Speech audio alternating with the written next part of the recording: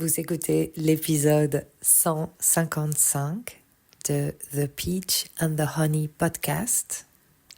Nous sommes le 22 septembre, jour d'équinoxe.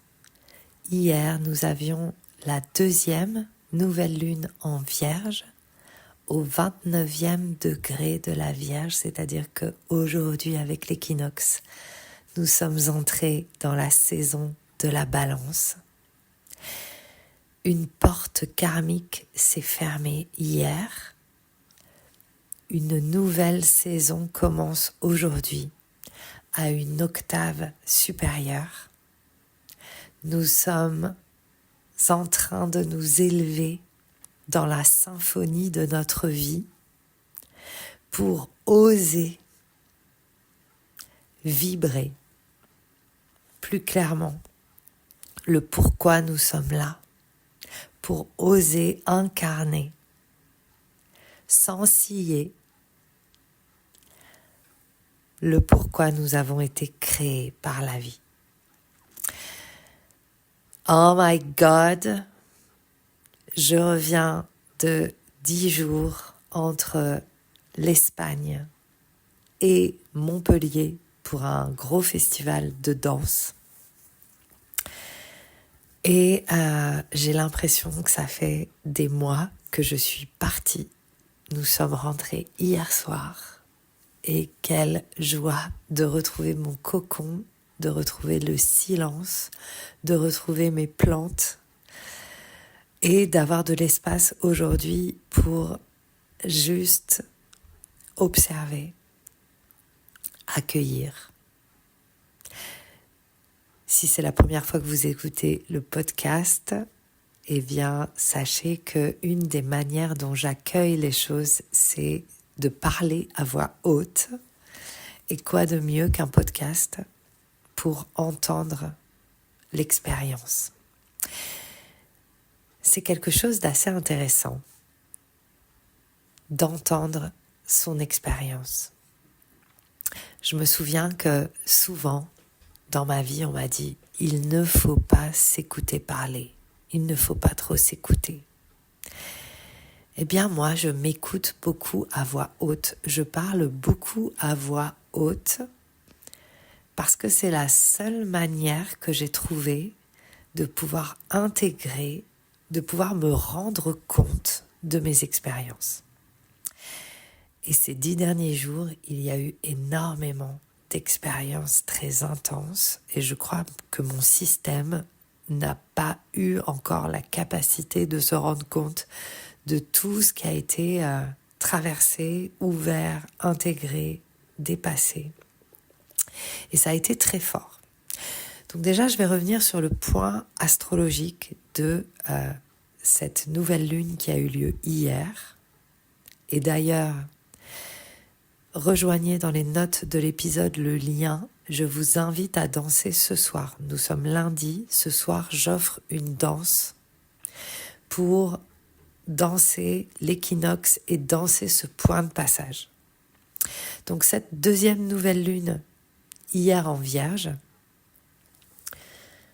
elle représente un point karmique. Elle était en opposition à Saturne rétrograde en Poisson, donc on était toujours sur l'axe Poisson-Vierge. De toute façon, les éclipses, puisque cette nouvelle lune était aussi une éclipse partielle solaire, les éclipses, pendant encore 1 an, ont lieu sur cet axe Vierge-Poisson, qui pour moi représente l'axe de la transcendance, les poissons, le karma, l'invisible, et la matière, l'expérience humaine, la dévotion à l'incarnation, la Vierge. Et hier, on avait donc cette deuxième nouvelle lune en Vierge, en opposition avec Saturne rétrograde en Poisson. Saturne qui ferme un cycle en Poisson, puis qui ensuite va entrer début 2026 définitivement en Bélier. Dans cette seconde nouvelle lune, puisque c'est la deuxième nouvelle lune en Vierge, Donc c'est ce qu'on appelle une lune bleue. Elle a eu lieu au 29e degré de la Vierge. Qu'est-ce que ça veut dire? Ça veut dire qu'on est dans ce point de bascule. C'est-à-dire qu'il y a vraiment quelque chose qui se clôt en même temps que quelque chose qui commence. Et là, on parle de karma. On parle de patterns. On parle de schémas qui sont là encore et encore et encore et encore depuis toute notre vie parfois. Et qui nous mettent un peu démunis et qui sont parfois un peu incompréhensibles, et on a beau travailler dessus, on a beau se dire oui mais ça je dois changer tout ça, en fait ça revient encore et encore dans notre vie.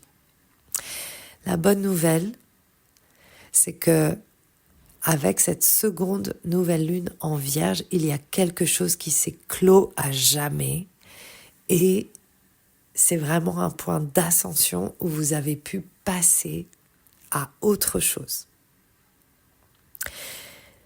Et si vous avez vu des choses ce week-end, s'il y a des choses qui vous sont remontées ou que vous avez observées gros comme une maison, sachez que le cosmos a pris soin de transmuter ça. Si vous l'avez vu, c'est déjà terminé. C'est fait, comme je dis souvent. Et pour moi, ce week-end, ça a été très très fort. Je suis allée animer des cérémonies du cacao dans un festival dans lequel j'interviens déjà depuis 3 ans. C'est toujours un moment magnifique, très particulier. J'adore aller dans ce festival parce que je me sens hyper bien accueillie. Je suis hyper bien accueillie. J'ai une magnifique place, j'ai un énorme chapiteau, j'ai un bon sound system, j'adore les personnes qui organisent le festival. Enfin, c'est vraiment, j'ai l'impression d'arriver chez moi. Donc forcément, ça ouvre un espace fort pour moi. Et la particularité de cette année, c'est qu'il y avait dans la programmation la présence de quelqu'un avec qui j'ai collaboré il y a plusieurs années, et avec qui ça s'est pas très bien passé, et qui est un peu resté comme une sorte de némésis, comme on dit, c'est-à-dire pas une ennemie ou un ennemi, mais un point qui fait mal, une personne qui active vraiment cet espace qui fait mal, en tout cas la situation, avec un questionnement permanent. Et je vois depuis plusieurs années souvent revenir ce questionnement. Et donc cette personne était là à ce festival, et puis finalement ça s'est très bien passé. En revanche, ce que ça m'a permis de voir, c'est comment, dans la relation par le passé avec cette personne, mon pattern, et qui est vraiment quelque chose, je vois pas d'autre mot que karmique, a été dans ma vie de m'adapter à la médiocrité des autres par peur d'être meilleure. Et comme une sorte de confusion entre l'excellence de ce que je transmets et une vision très naïve de il ne faut pas être meilleur que les autres, je dois élever les autres, et comme une espèce d'injonction à faire semblant de ne pas être bon, voire croire que l'autre est bon à quelque chose, voire même se dire que l'autre est meilleur, qu'il y a certainement quelque chose que l'autre a mieux compris que nous, parce que la force, et ça c'est vraiment un truc que j'ai compris ce week-end, la force des personnes qui ne sont pas excellents, c'est qu'elles ne s'en rendent pas compte et qu'elles ont un aplomb de ouf Alors que beaucoup de personnes que je connais qui sont excellentes dans ce qu'elles font, dans ce qu'ils font, ont comme une espèce de supra-conscience qui fait qu'il y a une difficulté à reconnaître, à ressentir cette excellence à l'intérieur. Et donc, c'est hyper intéressant, parce que là, je l'ai vu vraiment tellement gros comme une maison. Et encore une fois, c'est pas un jugement sur la personne, c'est une observation d'une incompétence. Je le dis, le mot. Parce que j'ai vu cette personne en situation. Et finalement, je ne l'avais jamais vue, puisque dans notre collaboration, on n'avait pas les mêmes rôles. Et j'ai compris comment je n'avais jamais vraiment ressenti ni reconnu ma grande compétence, et que c'est encore et encore et encore et encore et encore toujours le même thème de est-ce que j'ai le droit, est-ce que je peux, est-ce que je suis compétente. Et en fait, ça m'a ouvert un truc très fort de me dire, mais en fait, tout le monde n'est pas bon à ce qu'il propose. Et je crois que c'est un truc qui est fort dans notre société aussi. En fait, tout le monde n'est pas bon dans les choses qu'il choisit de faire. Il y a des gens qui font des choses et qui ne sont pas bons. Pas eux, mais qui n'ont pas les compétences pour accompagner, qui n'ont pas les compétences pour créer des espaces, qui n'ont pas les compétences. Ce n'est pas leur truc. Et sous prétexte que ce n'est pas leur truc, de voir à quel point j'ai peut-être trop d'empathie, de voir toutes ces fois où parce que c'était pas l'excellence de quelqu'un et que c'était pas la compétence de quelqu'un, et ben je me suis dit bon bah alors attends, il faut pas que je montre trop mes compétences parce que sinon la personne va mal le prendre. Hyper intéressant. Et je sais pas d'où ça vient et je m'en fous. Mais je pense que c'est un truc karmique parce que là je vois pas d'autre. Et déjà ça c'était la première phase. La phase what the fuck. Mais en fait, ok, je me suis fait enfumer pendant plusieurs années par des personnes qui se sont mis en posture d'autorité et qui n'ont aucune compétence ou en tout cas beaucoup moins de skills que ce que je peux apporter. Fou. Je m'en étais jamais rendu compte de cette manière. Et mon ego en a pris un coup parce que une des choses qui est la plus horrible et la plus difficile pour moi à accepter en moi, c'est de me poster en posture de supériorité. J'ai l'impression que ça me met en posture de supériorité. Eh ben, j'ai décidé que je m'en foutais. Voilà. J'ai décidé de revendiquer que j'étais excellente à ce que je faisais.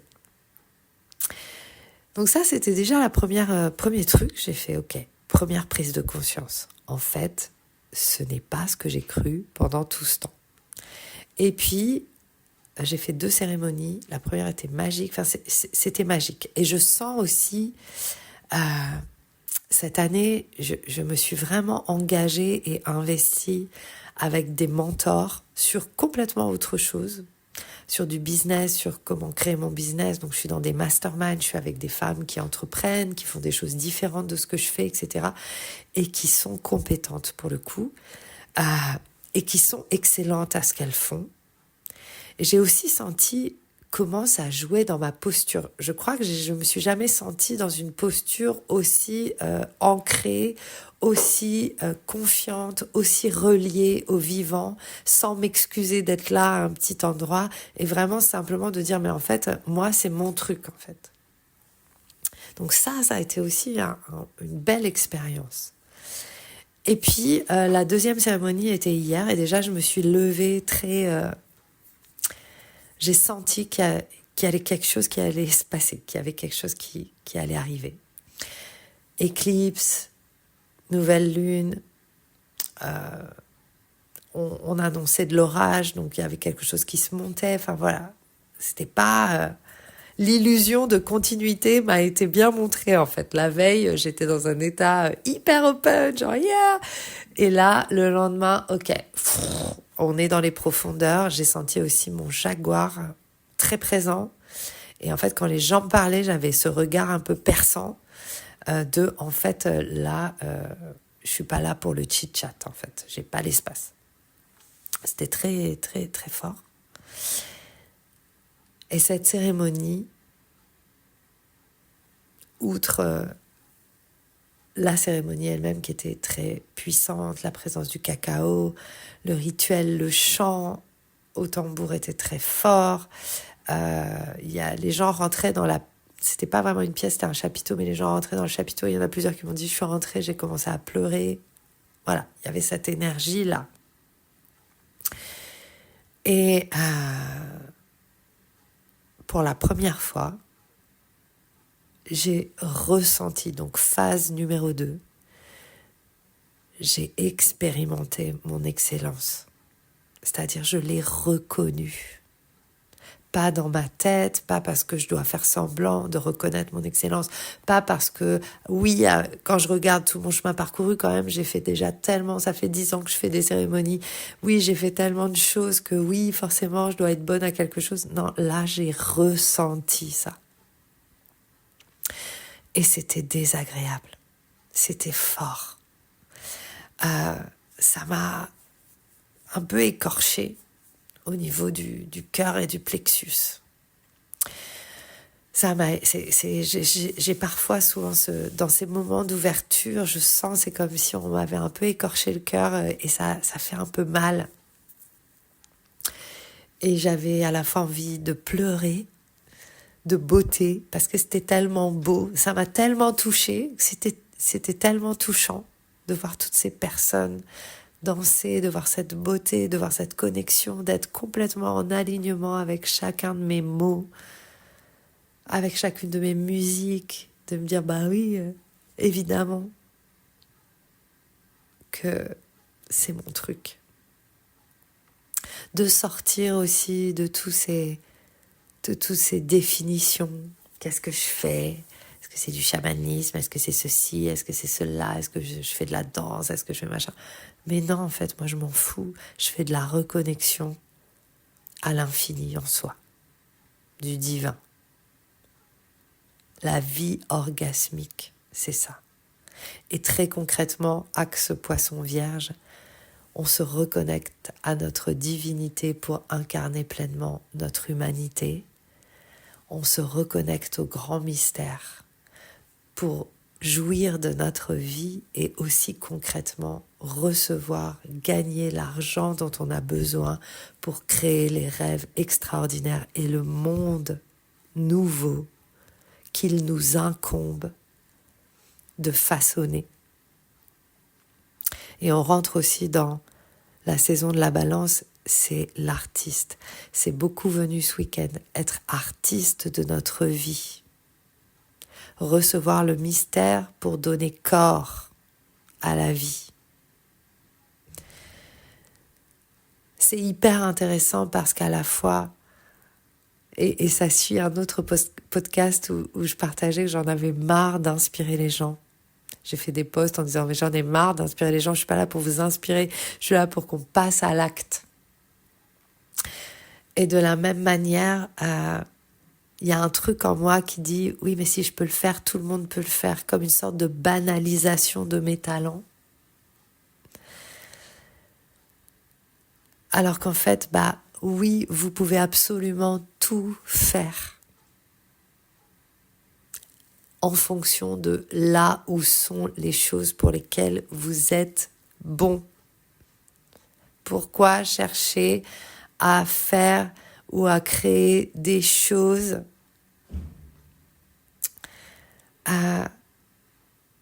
dans lesquelles il n'y a pas cet appel profond de votre âme et qui sont mentales, en fait. Ça ne veut pas dire que vous n'allez pas faire des nouvelles choses, mais ça me fait penser aussi, c'est souvent quelque chose qu'on me disait en musique.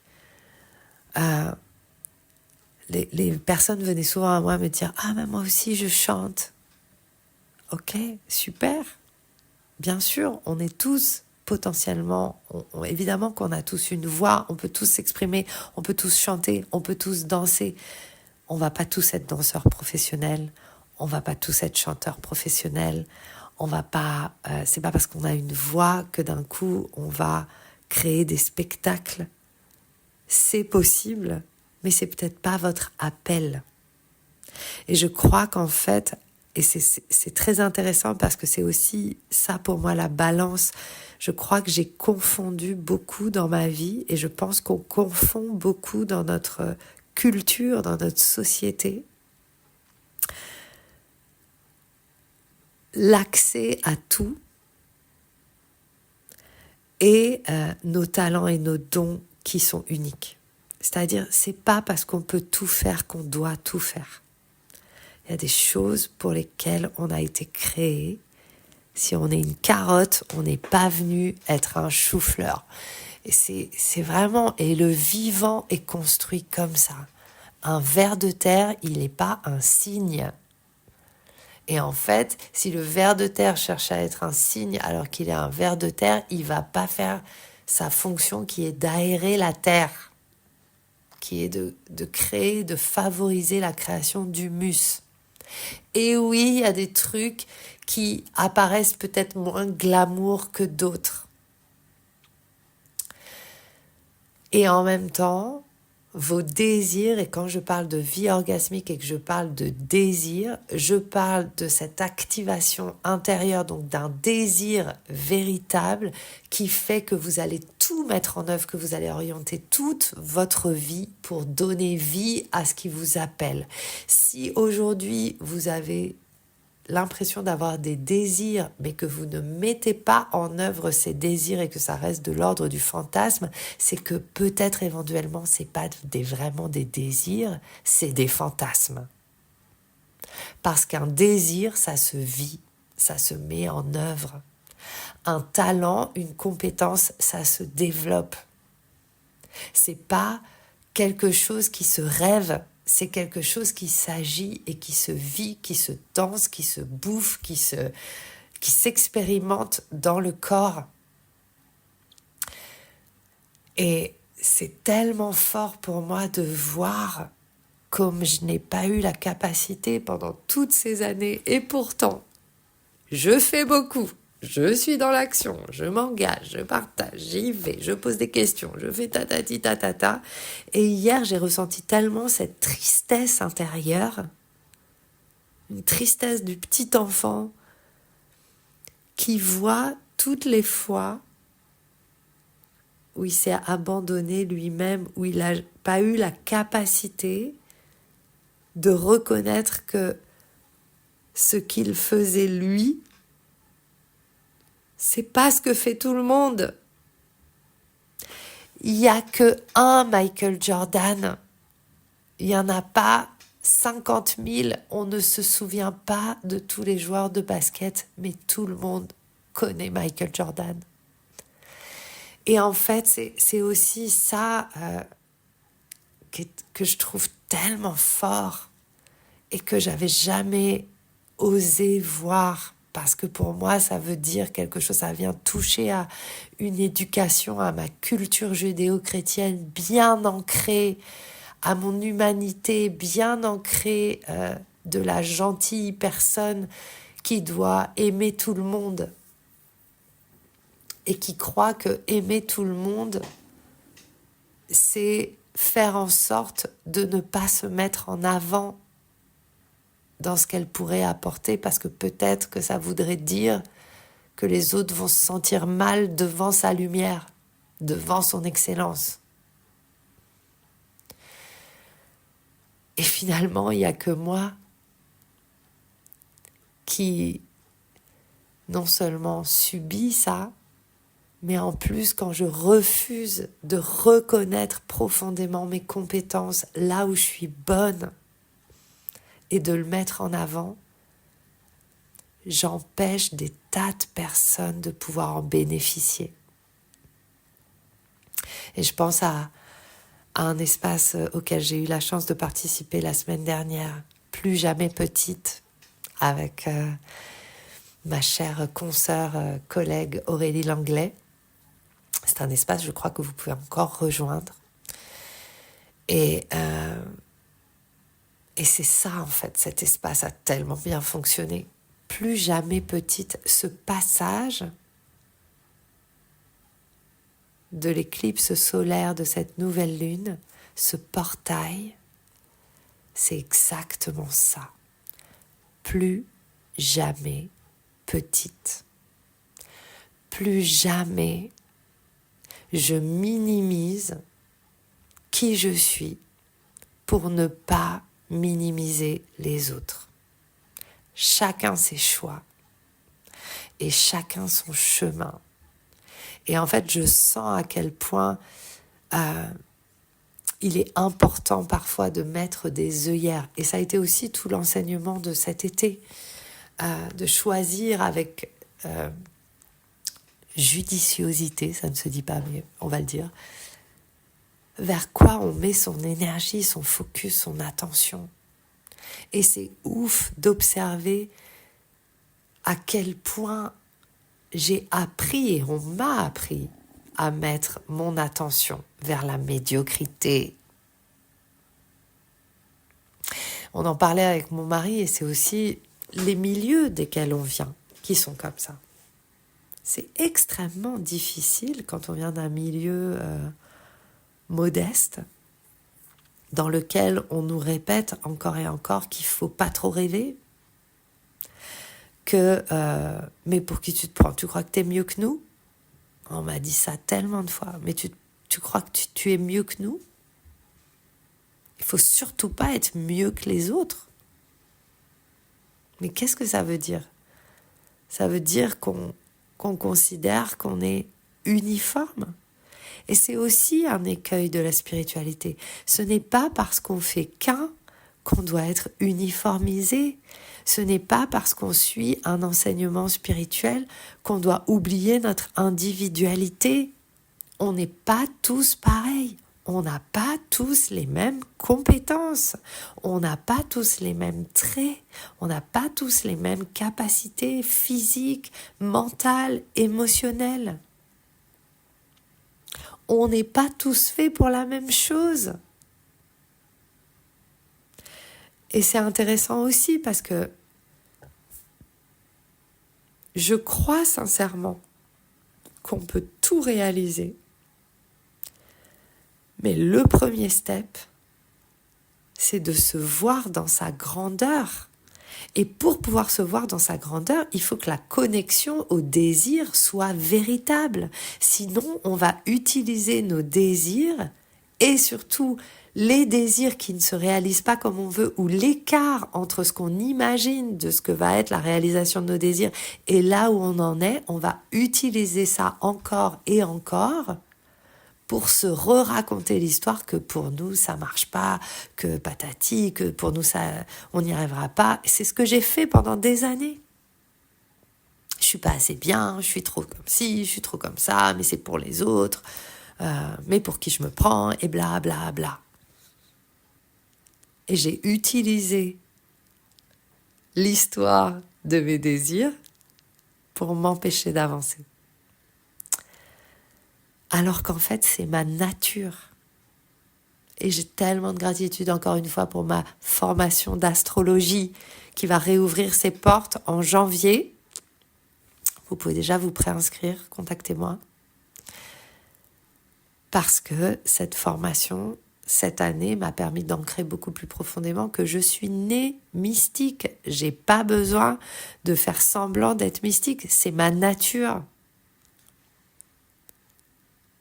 J'ai pas besoin de chercher à montrer une image de mystique. Je le suis depuis toujours. Donc, je peux kiffer autre chose.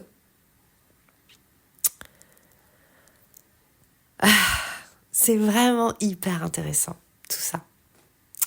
D'autant qu'aujourd'hui, on a Mars qui entre en Scorpion. Dans l'astrologie traditionnelle, Mars régit le Scorpion. Donc, il y a quelque chose dans les profondeurs qui va se restructurer et c'est justement d'accepter aussi de mettre en œuvre ces paradoxes que je viens de vous dire. C'est pas évident à ressentir. Dans un monde de gentils où on nous dit à l'école il faut avoir des bonnes notes, mais en même temps on est tous copains, on est tous frères, on est tous machin, faut être gentil, faut être ceci, faut être cela, machin truc. Décider qu'en fait toi t'es bien meilleur que plein de gens dans ce que tu fais, et de dire je suis la meilleure, c'est pas évident. Mais il n'y a pas d'autre choix. On doit être les meilleurs dans notre chemin. Si vous ne sentez pas cette connexion à être meilleur, posez-vous profondément la question. Et c'est vraiment ça, cette entrée dans la saison intérieure. En plus renforcée par Mars en Scorpion, donc on rentre vraiment dans l'automne, l'hiver. À aller chercher dans les profondeurs où est votre véritable désir. Parce que si vous êtes en train d'attendre que la vie arrive, c'est que vous n'êtes pas connecté au désir, c'est-à-dire à l'envie. Si vous ne vous sentez pas en vie, si vous n'avez pas d'envie, c'est peut-être pas les bons désirs. Et donc, c'est de choisir le truc dont vous avez besoin, dont vous sentez, ça vous titille la racine, et d'y aller à fond. Et vraiment, il n'y a pas d'autre voie aujourd'hui, dans l'état actuel du monde, c'est ride or die. Il n'y a pas d'alternative. Soit t'y vas, soit t'y vas pas. Point. Il n'y a pas d'entre-deux. En tout cas, moi, je ne crois pas que la vie m'a créé pour attendre que la vie m'arrive. Sinon, je serais née plante, mais je suis née être humain. J'ai la capacité d'activer autre chose. Donc très très fort ce week-end. Donc je ferme définitivement. Le karma a été purifié. Le karma de la petitesse. Yay! Si vous voulez savoir où votre karma a été purifié, en plus pour moi la Vierge c'est la maison de la carrière, donc je vois bien où ça me place. Observez où est la Vierge dans votre thème natal. Venez danser ce soir. Venez danser pour ce rituel d'équinoxe, c'est offert, je vous invite. Il n'y a pas de replay par contre, d'accord ? Et si vous écoutez ce podcast plus tard, ben tant pis. Il y a beaucoup de choses qui se passent dans mon monde. Je ferai une annonce ce soir pendant le rituel. Je suis vraiment dans un mode upgrade. Il n'y a rien qui est plus jamais comme avant parce que mon corps entier a ressenti cette posture de puissance. Je vais prendre un temps d'intégration aujourd'hui, vraiment. Mais j'avais envie de vous inviter ce soir et j'avais envie de vous faire ce petit point astro parce que observer ce que vous avez observé est terminé. Donc vous pouvez ouvrir un nouveau chapitre. Okay. Orgasmic Experiment se termine demain aussi. Derrière, il y a plein de choses qui arrivent, notamment le challenge Money Honey. Il y a quelqu'un qui a rejoint le challenge, qui a déjà remboursé son investissement, qui a déjà invité d'autres personnes et donc qui a déjà gagné de l'argent, puisque c'est un challenge en affiliation dans lequel vous pouvez gagner de l'argent lorsque vous invitez des personnes. C'est hyper intéressant d'observer qu'il y a des gens, ça les stresse, l'idée de l'affiliation, ça vient challenger des choses. Et moi, cette année, j'ai plus le temps d'attendre. Donc, je suis là pour booter hors de mon système et hors de notre système, tous les trucs qui me grattent. J'ai vraiment pris conscience que je vais aller là où j'ai les résistances, parce que c'est là où j'ai les résistances que je vais avoir le plus d'expansion. C'est vraiment dans l'inconfort qu'on trouve l'expansion. C'est pas dans le confort. Dans le confort, on a le confort. C'est-à-dire, on reste dans l'illusion que tout va toujours rester pareil. dans la résistance et l'inconfort, on sait qu'on n'a pas d'autre choix, que de toute façon, on va évoluer. Et c'est fun. Et ça peut être fun. Si vous me connaissez un peu, vous savez que malgré tout ce que je vous dis là, on kiffe parce qu'en plus on a de la pure zik à chaque fois qu'on fait quelque chose ensemble. On danse, on ressent, on vit, on bouge, on jouit, on kiffe, on se soutient, on dépasse, on y va, on est là pour ça. We were born for these times, we were born for this. On est né pour cette époque et on est né pour ça. C'est mes deux enseignantes, Clarissa Pinkola Estés et Chani Nicolas, qui le disent, toutes les deux. Et l'astrologie nous rappelle ça. Nous sommes nés exactement pour cette époque et nous avons été designés par la vie exactement pour créer dans cette époque. On se retrouve sur les réseaux, Instagram, et rejoignez le challenge, Money Honey Challenge. Venez gagner des sous. Il suffit de rejoindre le challenge et ensuite d'inviter d'autres personnes. Je vous souhaite une magnifique journée et je vous dis à très vite pour un nouvel épisode de The Peach and the Honey.